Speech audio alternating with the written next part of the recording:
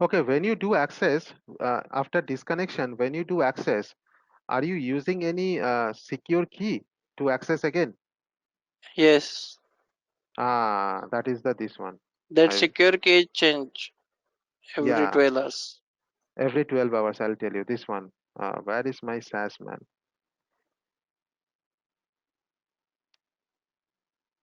This is the access keys. One of the key, it could be this one. Okay, but it is not a 12 hours activity. I think you guys are using this one, shared access signature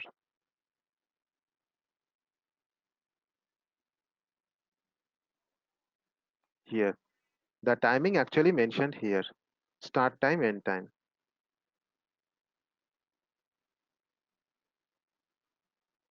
So if your network admin, yeah, cloud admin, whoever is there, ask him to change this timing. Otherwise, every 12 hours or whatever time, maybe 1 hour also, uh, based on his plan or whatever security they need to apply. So every Okay, 1 hour or every time period, they have to provide a new key. Then only you can access it. okay, Okay, and or else it could happen that every 12 hours your cloud admin are changing these access keys. Access keys uh-huh, is also required to access your storage informations, but this is for trusting parties. okay. So ask your cloud admin that which key they are providing you, SAS key or access key. Mm-hmm. Okay, Yeah, that is the thing. Okay, so where I was. Okay, when I come to this point, let me discuss. We have this option, means I need to discuss it. Access key. Access key is the secure key that comes with a connection string. Many applications or the database uh, service are required connection string to communicate with the storage.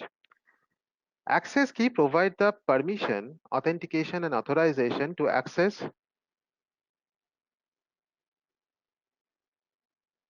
I have the query. Hemant is asking, Sujit means key to never get changed. Hemant, if it is access key never change unless you do so. If you notice, Hemant, there is an option for refreshment.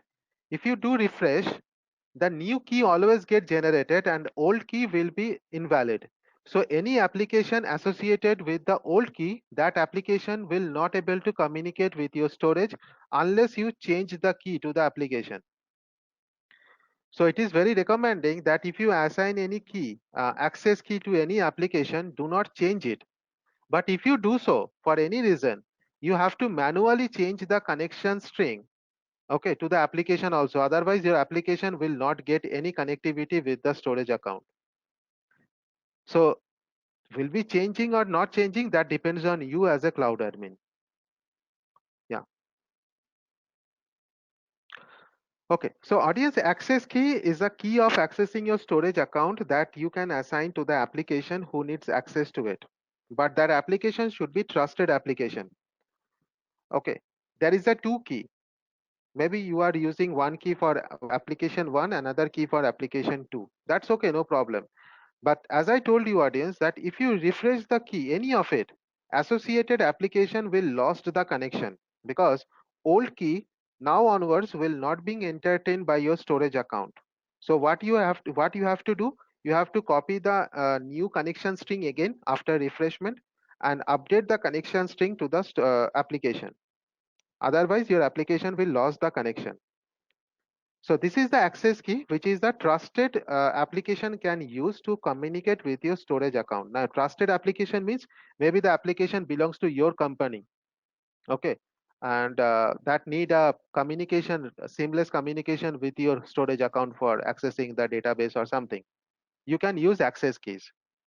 But whereas if you go for that untrusted parties, like your vendor, you try to access your storage to store something or to see something, or vendor application try to access your storage and you need to provide the permission to it for any reason, in that case the shared access signature will be using. Shared access signature will come up with a particular service, the specific permission that you have with the service, and the time period. So if you say that my third party will only can access blob storage service, container storage service, so it can just see the containers only. And what type of action it is doing? Just see the read a list, not add, not create, and this is the time period. Okay, change your time zone accordingly. Okay, or you can say specific IP address can access it, or specific range of IP address can access it. How it is accessing? Either using HTTP or HTTPS, both will be there. And after choosing all those options, what you can do, you can create a SAS. So when you create a SAS, it will create a connection string, token, SAS token, and SAS URL for the blob service. So based on your choice, means if your application required connection string, do it, because connection string hold all your information, SAS token and SAS URL also. Okay. So this is called SAS, shared access signature, that will use for the third party companies or the vendors who try to access your storage account for limited period of time. Okay. And you can distribute that token to them, string to them. Now, if you generate another connection string with the same setup, remember, old string will be invalid. Again, you have to provide this particular key to your customer to make a communication link with your storage.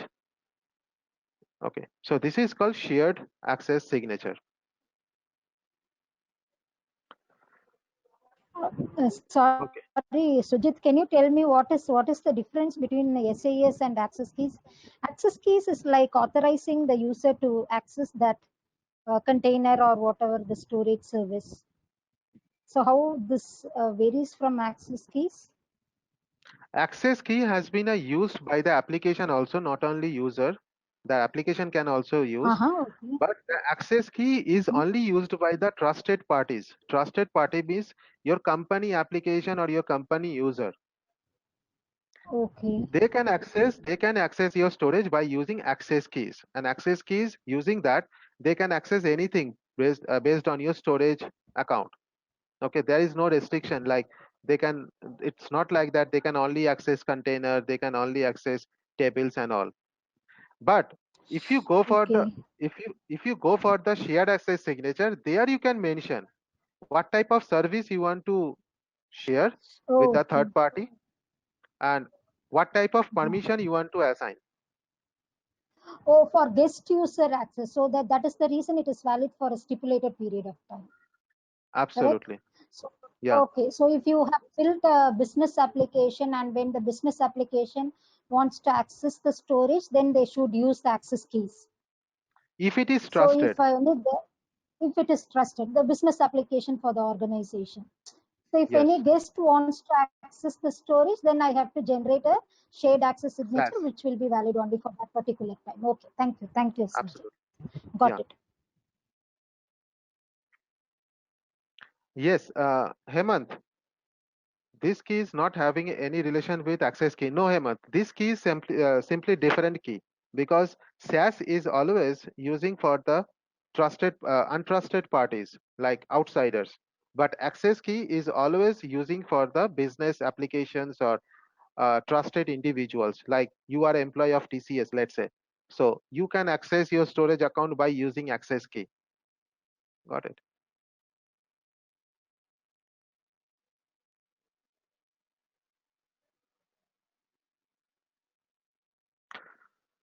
Sujit, Okay. what is the difference between connection string, SAS, token, and token will be always the authorization component, right? Mhm. SAS token and blob service SAS URL. See, So SAS which one URL, should that be included? Mhm. depends. If your application is connecting, then you have to provide connection string, because connection string has been associated with Okay. the SAS token. SAS token tell you the Mm-hmm. encryption, authentication, authorization, everything. But blob service, SAS URL is the URL that you can directly communicate. Means you can just copy the URL, and if you need a secure communication, you just do the copy paste and you can access it. That is the SAS URL. So for the application, you So should this will always have go only with the the connection. URL. Yeah, that is the only Okay. URL. So for okay. So URL, when I'm connecting to the storage, then it has to have the SAS token as well, right? Otherwise, how will Yeah, I that is connect? the SAS token. Because token See, will have the authorization information. this is the SAS token. Oh, okay. So URL includes the SAS token as well. Okay. Everything is included, not only connection string. URL also have the SAS token. See, this is the Okay. SAS token. So when oh yeah, I understand now. Yes. Because otherwise I cannot access it. So blob and endpoint. So when I include this information in my application, so should I include this blob endpoint is equal to as well, or only the HTTPS : // That How depends should on it this. be? That depends on this particular way. I mention HTTPS only. No, If I mention HTTP, then though either HTTP or no. HTTPS you have to mention. Yes. No, Sujit. So in the application, should it include the blob endpoint as well, or only the HTTPS I should include? Only the HTTPS. HTTPS, from HTTPS. Blob endpoint should not be included in the application, correct? Blob endpoint, that you have to mention always HTTPS, or whatever connection string has generated, that you have to just do the copy paste. Oh, this just I have to put the copy paste in the application. Okay. Yeah, this is the connection string. Yeah. Okay. Thanks, Sujit. You're welcome.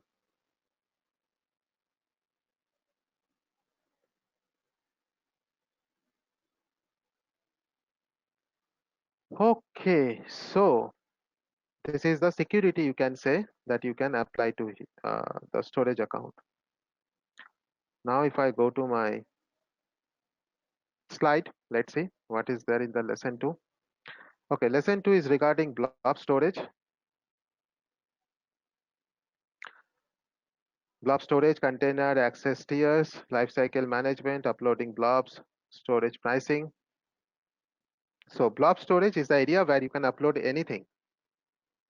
That could be VHD, that could be your normal documents, that could be an image file, that could be movie, anything you can upload. But yes, during the upload, you have to choose what type of data you are uploading.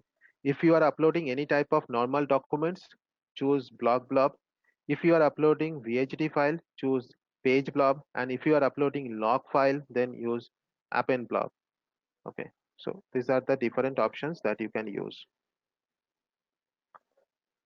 Blob containers, you can create the containers and provide the permission that who can access it. Private blobs, no anonymous access. Blob, only containers, list of containers you can see, but you cannot go inside the container. You cannot see the files present in the container.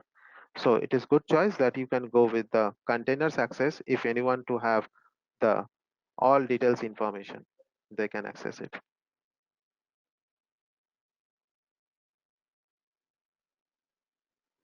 Blob access tier, hot, cool, or archive. Archive is dedicatedly used for backup storage.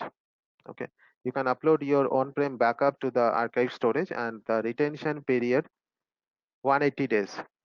In between, you have to download it from somewhere else. It is not for lifelong. Okay,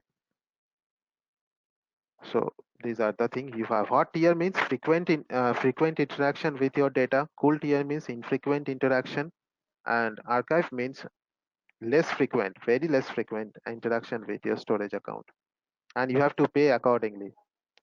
Hot, you have to pay for storage or volume that you are occupying. Cool, you have to pay for transaction. Archive is also you have to pay for transaction.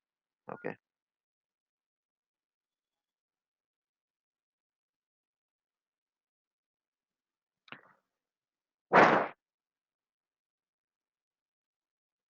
Okay. So blob lifecycle management allow for transiting blobs to the cooler storage tier. So you can change it actually, like move blob to the cool storage or archive storage.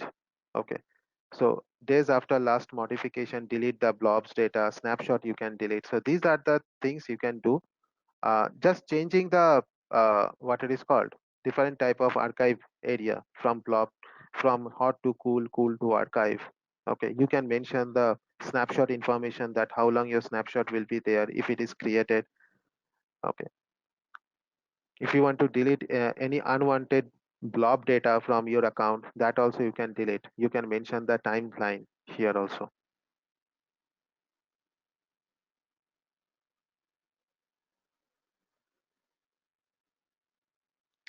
So upload the data as we have mentioned.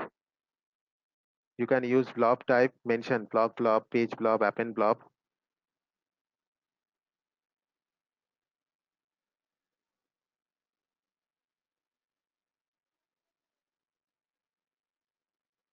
Storage pricing.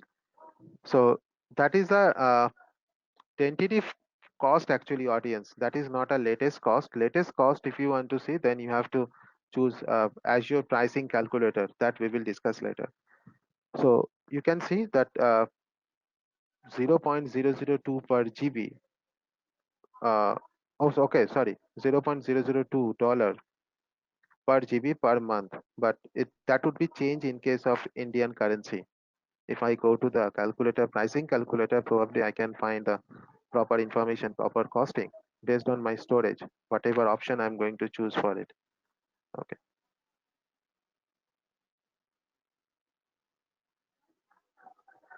So all the cost will be there: storage cost, blob cost, data access cost, transaction cost. Every cost will be added when they give you the estimation that what amount you may have to pay against your storage account that you are going to create.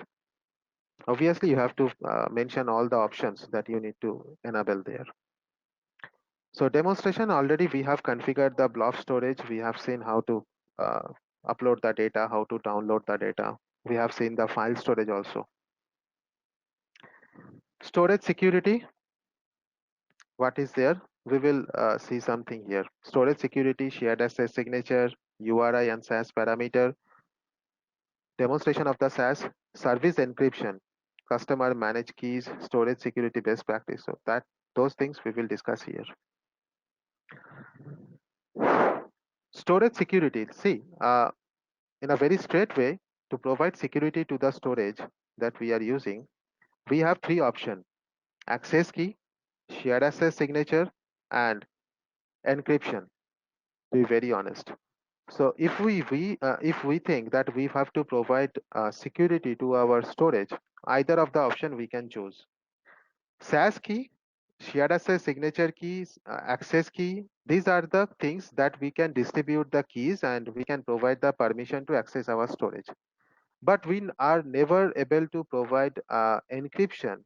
Okay, that encryption provided, or the to encrypt my data, the certificate which is required, that we are applying, there is no option in case of SAS or access key.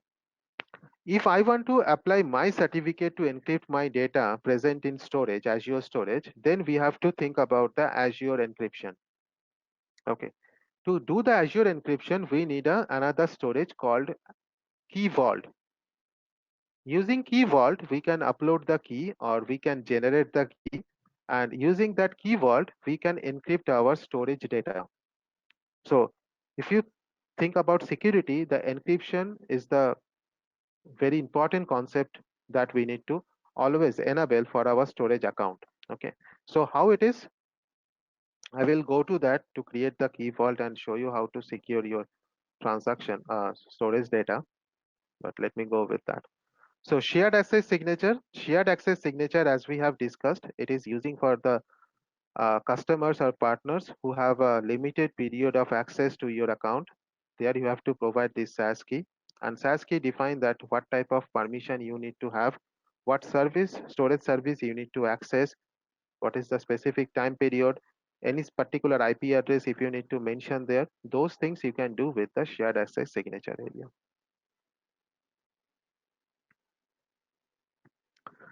So SAS token, the URI it is creating, that include the like myaccount.blob.code.windows.net.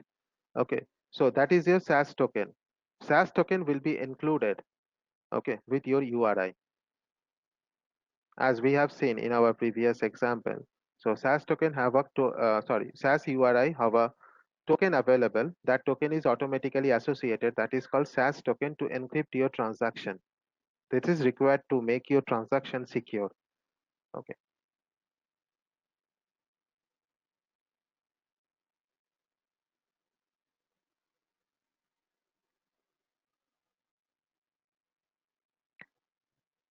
storage service encryption, you can, as I told you, you can upload your own certificates, company-based certificates or company-based keys to Microsoft Azure for storage encryption process. By default, it is providing security, okay, with 256 bit of AES encryption process. But if you do not trust on it, if you think that you have to encrypt your data by your own certificate, you have to use that particular option. Okay.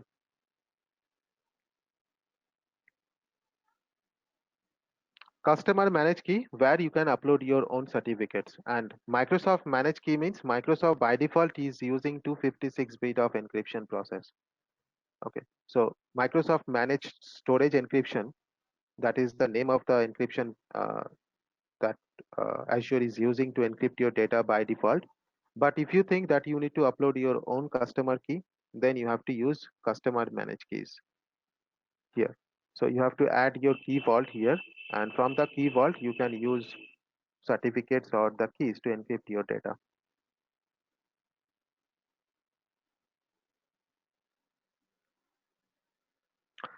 Best practices: use always HTTPS, use near time expiration time for the SaaS, have a clients automatically renew the SaaS if necessary, be careful with the SaaS start time, understand that your account will be built for any usage. Obviously, that is the Microsoft recommendation. Validate data written using SaaS. Don't assume SaaS is always the correct choice. Yeah, depends. As SaaS is a third party option, so you can go with the access keys also. But yes, access key using very much security risk. The trusted one can use the access key. Use storage analytics to monitor. So storage analytics means monitoring service. We will discuss later. Maybe tomorrow we will discuss about the monitoring activity. Okay. Azure Files and File Sync, Lesson 4. So before we go for it, let me go to the portal and show you the key vault.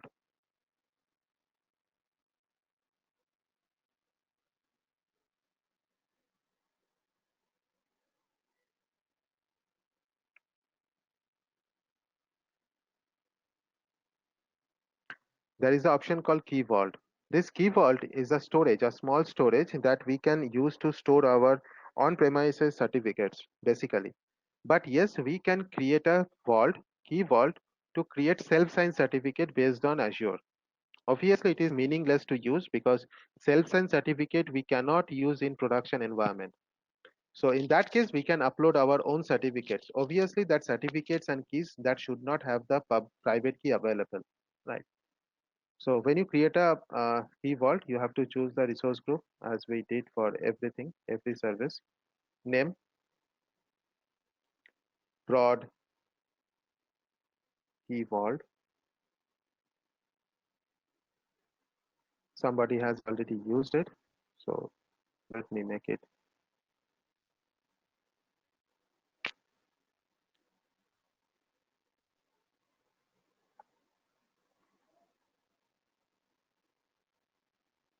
Third key vault, that is also there.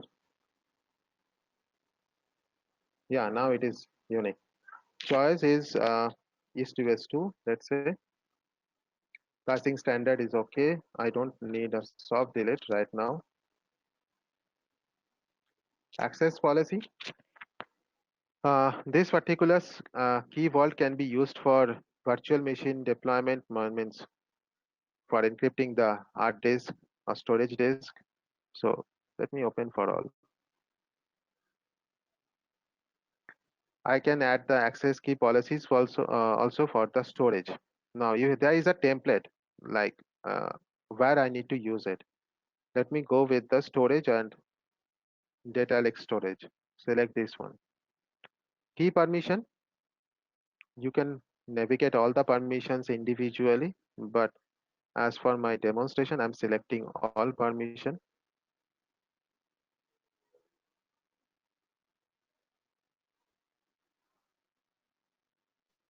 And who is going to manage this particular vault, or who is going to manage these permissions? I just put myself there because I'm a global admin.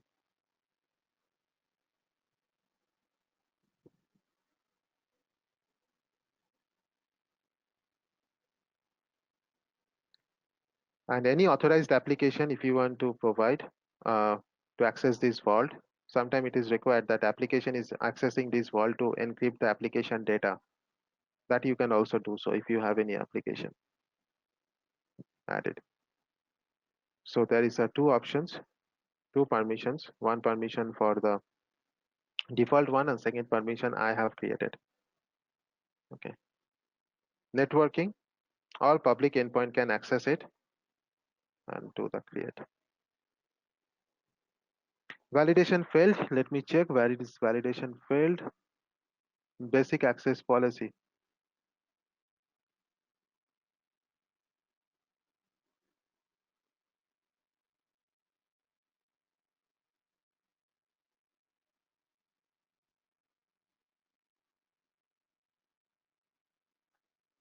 Hmm.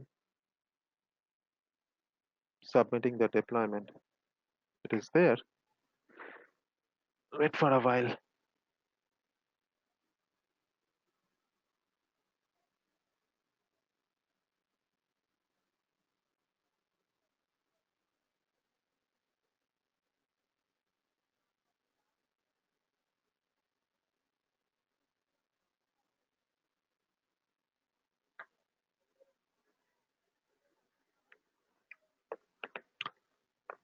Yes, deployment is done.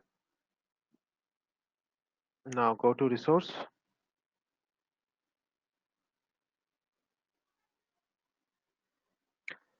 And there is a certificate, secrets, and keys. Anything, if you wish, you can use it. So for my demonstration, I'm just go to the key. There is the option generate or import. You can generate, self-signed certificate will be generating, or you can import from your on local computer or from anywhere. If you want to upload your on-premises keys that will be using to encrypt your data present in storage. Okay. So for this time being, I'm just go with the store generate option, and there is an option called restore backup. Okay, if you have taken your certificate backup, you can restore it back it here. Okay, name uh, prod secure key RSA 2048 bit of encryption. Set activation date. You can mention that when it will be started, or expiration date also you can mention here. Okay, but right now I just leave it. I will go with the creation. Yeah, Sujit, Mhm. I heard that on Windows 2016 there is a Azure backup. So is this something relevant with that?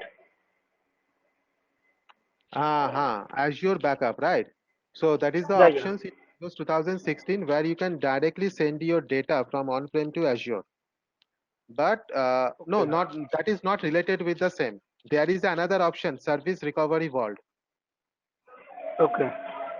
Service Recovery Vault in Azure, which is using for backup solution. So that will All be right. discussed in module number 10. Module number 10, we will discuss backup solution. Oh, all right. Okay. Thank you. Sure. Now, so after creating this one, I can go to the storage.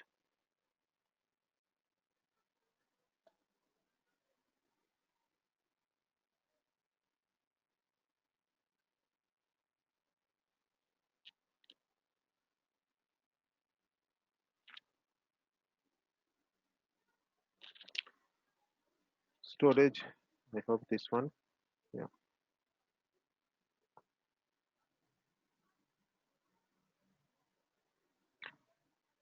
So just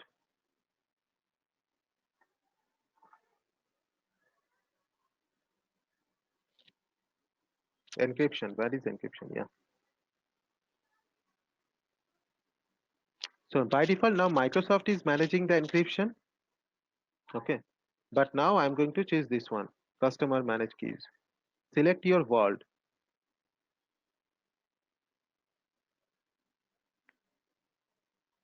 This is my key vault that I have used.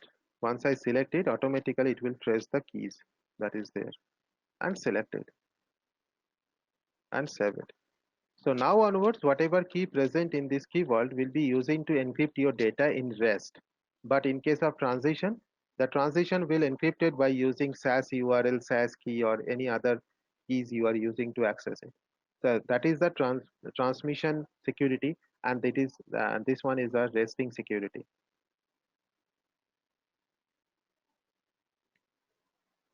So it is saved. It will take a little bit of time to save it, no problem. So this is called encryption, right? That you can also apply for your storage account. Azure Files and File Sync. Let's see. Files and blobs. What it is? Managing file share snapshot. Okay.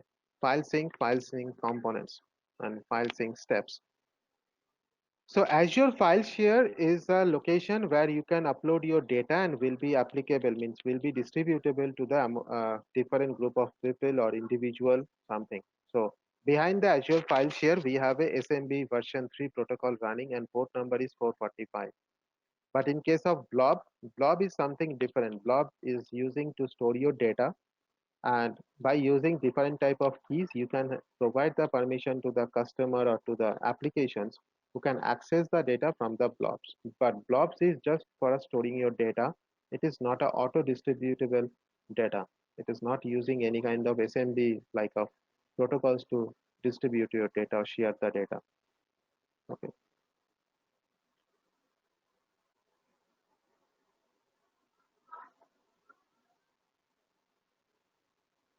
For file share, you have to open a 445 port, and you can mount a drive like I did. In my local machine, I have mounted the drive. For Mac OS, you can mount for Linux also the same. And secure transfer required SMB3.0 encryption. Obviously, it is there. So when you click on the connect option, there is a PowerShell command from Windows. Linux would have the different keys or different instruction. Mac also have the different instruction to mount your drive to those operating system, and you can easily access to it. File share snapshot. You can take a snapshot of your file share if you wish, so that if anytime if you lost your files unintentionally, you can get it back using a snapshot. Okay, choice is yours that will you go for it or not.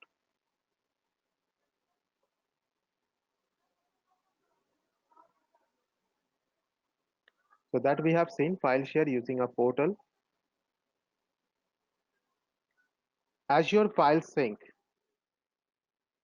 That is another big concept actually. Azure File Sync is another name of DFS service of Windows, Distributed File Share Service of Windows. But here, instead of using on-premises file server, we are using Azure File Server. Yes. So in distributed file share, what is happening? Let me open my Paint, otherwise I can't describe you.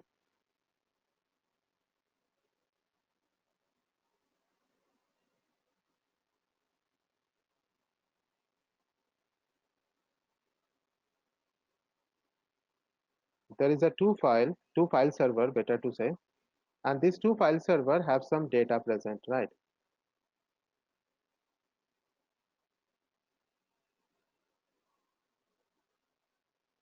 Now these two file server, the data has been shared among the people. So it could happen that how this file server has been accessing we are normally using this way, right? Uh, yeah, we can access this way, right? We directly provide the IP address of the file share, and we can access the file. But something which is very insecure, because you are exposing your private server IP address to the customer. Whatever they want to access, you can do so.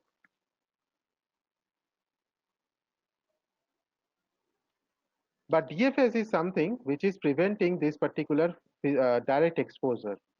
DFS is saying, okay, I will provide another server in front of these two file server, and I will make a pointer which is pointing to each and individual file share. So that is the pointer, like this.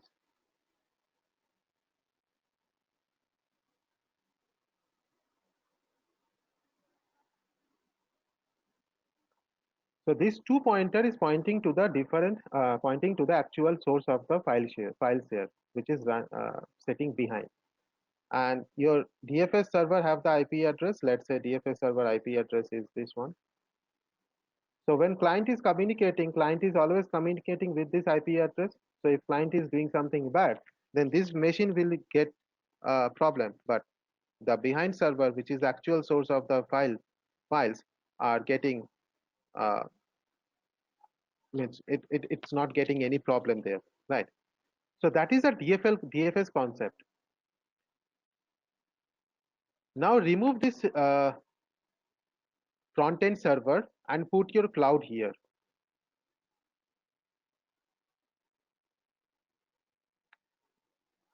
So in cloud, whatever your data share, storage account you have, or file server or file share location you have, there could be a pointer. Means we will create a pointer here, and these two pointers are pointing to the different file server, which is maybe sitting in your on-prem.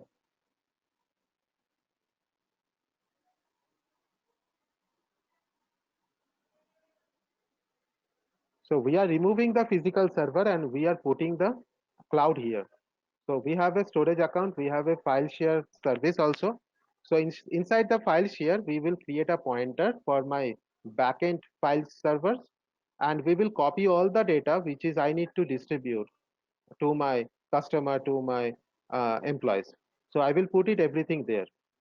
So what is the task that we need to do? First of all, I have to register these two servers with my cloud area, which is called file sync service. I have to register these two servers. And after registering, I have to create a cloud point. When we create a cloud point, under that we have to create a server endpoint. Server endpoint is the actual location of the file share. In our case, the file which is present in this particular IP address of server, and the file which is present in this particular IP address of the server. So server endpoint is these two locations. Maybe it is their C drive in D drive. So I have to mention this. Once this two server has been registered with my file sync service, I can access it. Yes. Sujit, 0.10 and 0.20 servers both will have the same content, correct? It is getting synchronized, or are they two different file share?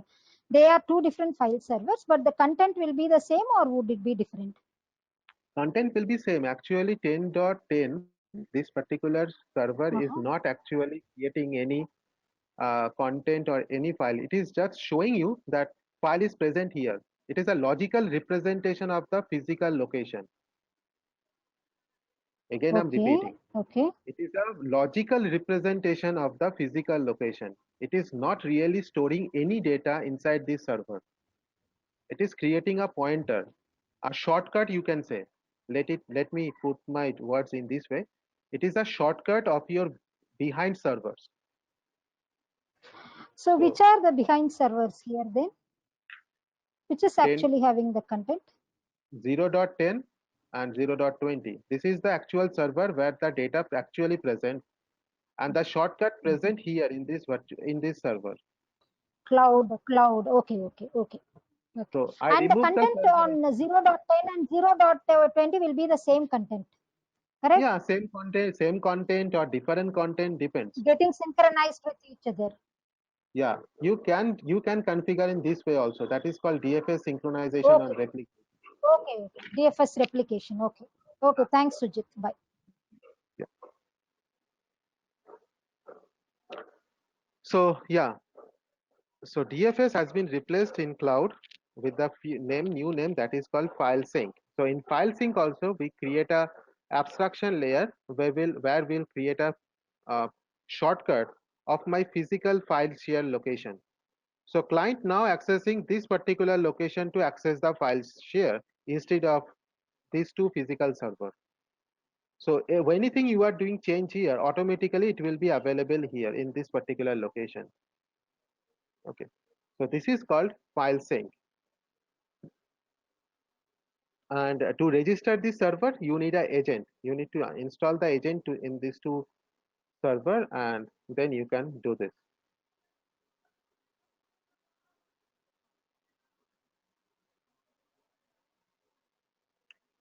So centralized file share in the Azure file share, as I told you that you can use that location for your head office, for your branch office, everywhere you have to register one server with the file sync service, and then you can forward the data to the file share of the cloud.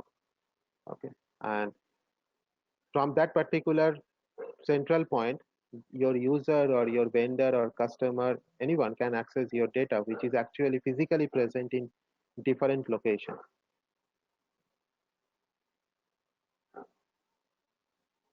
File sync components, when you configure the file sync components, you have a registered server where your actual location of the sharing.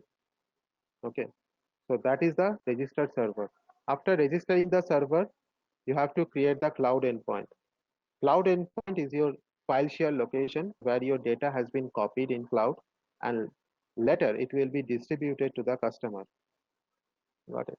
Server endpoint is the location, like C drive. I have a file in C drive, or D drive, like employee identity. That file I need to, or that folder I need to share.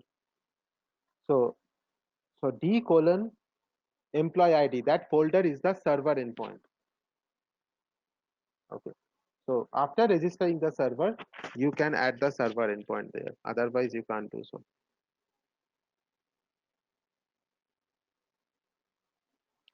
So this is the storage sync group creation. Sync group means multiple cloud endpoints and server endpoints you can add in a single group. And this is the process of registering your servers that you wish to communicate with the storage for file sync service. And then managing the storage. So audience, let me complete the slide, and then I can go, will go for the demonstration of the file sync service. Okay. Storage Explorer, import export service, data box, AZ copy, data transfer tool selection. Storage Explorer is the application that allow you to manage your storage account without opening the portal. Yes, you can download it from the Windows Store, and using SAS or access key, you can make a communication link with your storage account.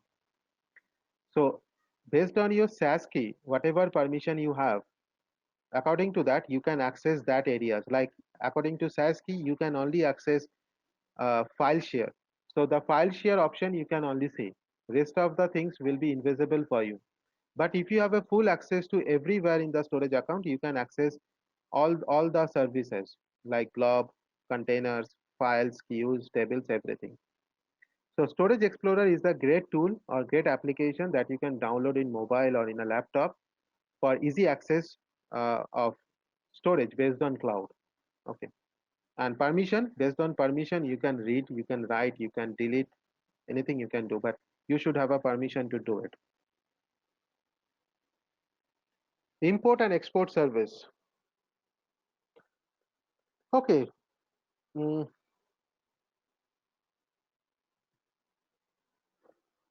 Import job is something like you want to migrate your bulk data to the storage account, but you don't rely on the online transfer process, because online is always internet connectivity, right? Though you have a VPN or express route, and if you use those facilities, then you have to pay a lot, but again, you have to manage your cost also. In that case, what you can do, you can create an import job. Import job is making a request to the Azure or Microsoft that you want to transfer the data offline manner to the storage account you have. So what will happen? Microsoft will send up, not Microsoft actually. After creating the storage, after creating the import job, you transfer your data to the hard drive. hard drive could be based on SSD or tape drive, anything.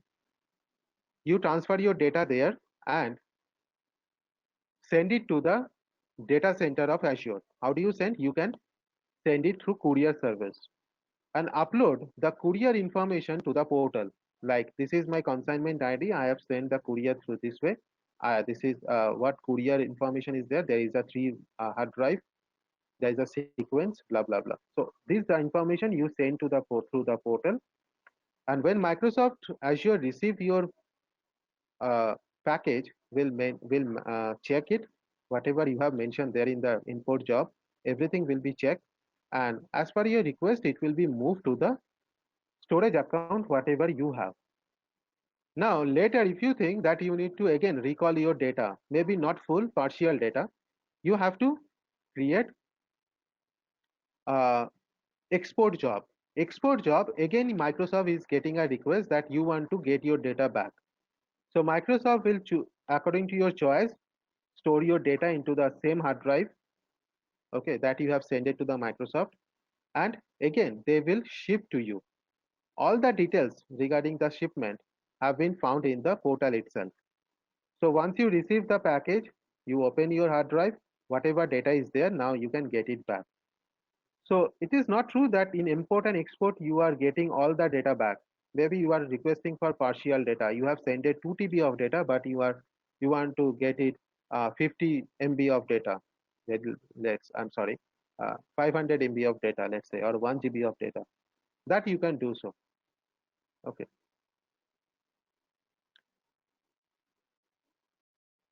This is the process of export job. Now, same kind of things also you are getting in case of data box. Export job and import job is not always transfer a large amount of data. If you have a large amount of data, then you can go for the data box service. Data box can be offline, can be online. In case of offline, based on your size of data, Microsoft will come to your home. Like, if your data size is less than 8 TB, Microsoft engineer will come to your home with a particular what it is called hard drive whose maximum size is 8 TB. That could be single hard drive, that could be multiple hard drive, and all the hard drive can transfer data with USB 3 communication channel. So it will copy the data to the hard drive and go back to the nearest data center and store your data to the storage account you have. Now, if your data size is more than 8 TB and less than 100 TB, then it will come up with a small size of storage. They will send the uh, engineer with a card, and there is a small size of storage unit. It will use Ethernet, fast Ethernet communication channel. Maybe maximum transfer speed is 10 GB, I think. Okay. So it will transfer your data to this storage box and go back to the account data center, and again unlock your data to the storage account, whatever you have. But if your data size is more than 100 TB and less than 1 petabyte, then it will carry a huge data box for you, and that data box transfer your data using a fiber optic channel. I think the communication speed is 40 Gbps, maybe, okay, or more than that. So this is an offline process of data transfer. Where in case online means they will make a gateway service, that is a virtual appliance, and from the gateway service, all your data will be uploading to the Azure storage account. But that is an online process. Another option that they will provide, that is a physical box. They will come up with a physical gateway box, attach their physical box with your data center with fiber optic channel, and another hand will be communicate with the internet. But there is a communication, means one-to-one communication will be happening behind. And this data physical appliance that I'm talking about, edge box, this edge box is actually AI enabled. So the data you are transferring, if the data is faulty data, somehow the data is corrupted from on your data center itself, that faulty data will be not copied to the cloud. It will be automatically tracing. Okay. So By this way, each and every bits of your data will be checking and uploading to the storage account, whatever storage account you have. This is called online process. Same way, if you want to get back your data, you will get it back. So this is the data box service, but I don't think in India this service is available. Only US and UK area you can get this service. AZCopy is a command line utility that also you can use to transfer your data to the storage account like blob, file, and tuple. But if data size is very big, then don't use AZCopy. AZCopy is still using a public interface to communicate with your storage account.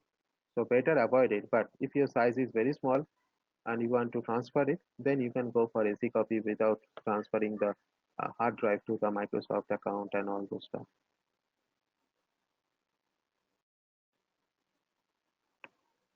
For data transfer speed, large data set, low bandwidth. So there is a different options. If your data is very much high and bandwidth is very low, then you should go for import and export job. If your data set is very high and bandwidth is also good, then you can go for the AZCopy. Okay, but it is again a public interface. Large data set, moderate bandwidth, import and export data box family for import were supported. Small data set and few GBs or TBs, then along with your low bandwidth and moderate bandwidth, then you can also use AZCopy. Okay. So, but it is only supporting the file upload, which is size is very small. Otherwise, it is taking a huge bandwidth, and it will take long time to upload the data there.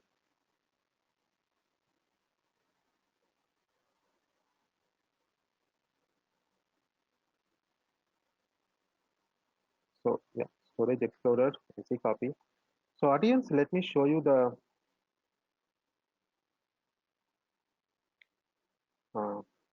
file sync service. For file sync service, what I have to do, I have to open my portal in my, so this is my virtual machine, audience. Okay. And in this virtual machine, I have to download the file sync agent. So let me open my portal.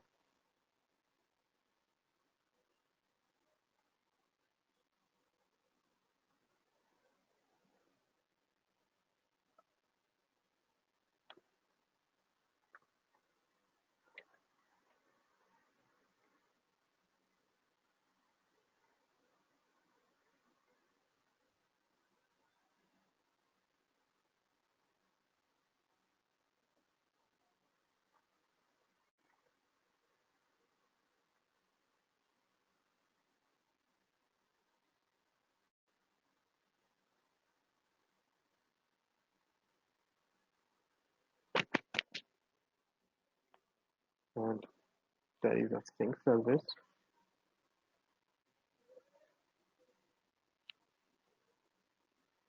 Azure File Sync. Create Azure File Sync. Resource group is this one. Prod sync. Location again is TVS2 and create.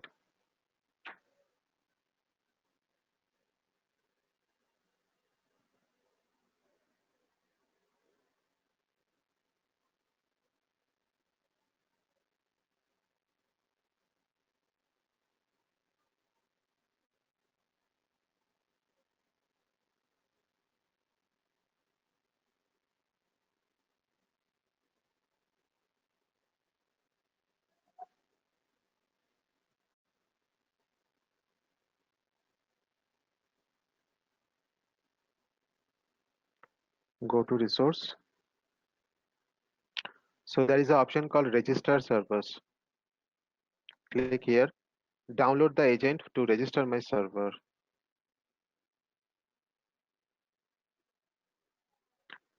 Download.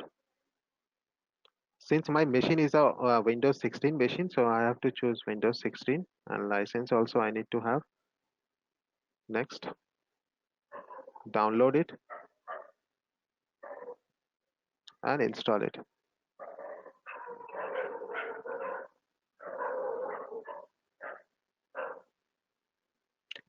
Next, go with the default setup. I don't want to change anything, not required. Prohibited the update now. Wait version, okay, collect data necessary. Now wait for a while, it will be showing.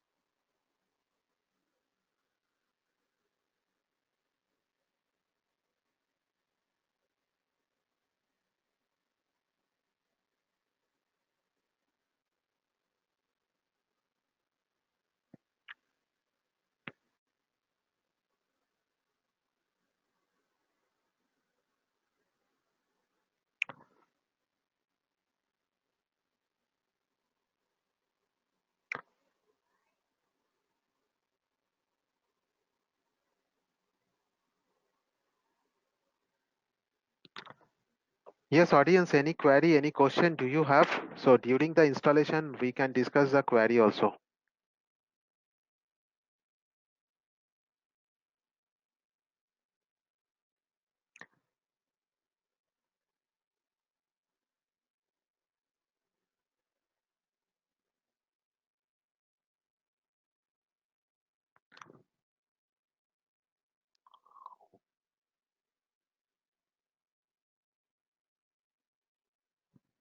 So it is up to date. Sign in. This security sometime kill us.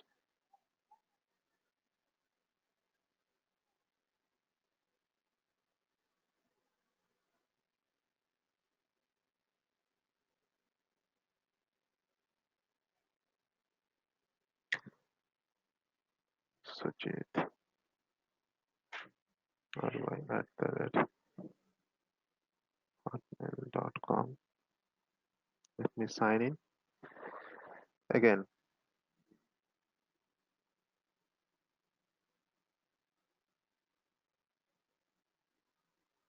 Mhm.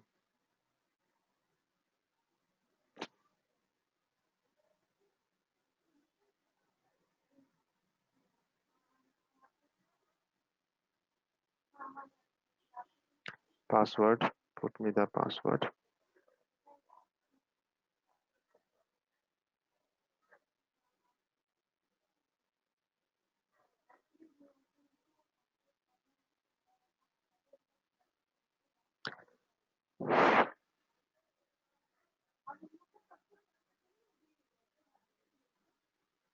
So I have two subscription. I have successfully signed it actually. So let me choose my subscription here. Resource group is ISPRG. Storage sync service is this one. Register. So now my server is registering with my sync service. Once it is registered, I can go to the portal and I can create the server endpoint and other stuff.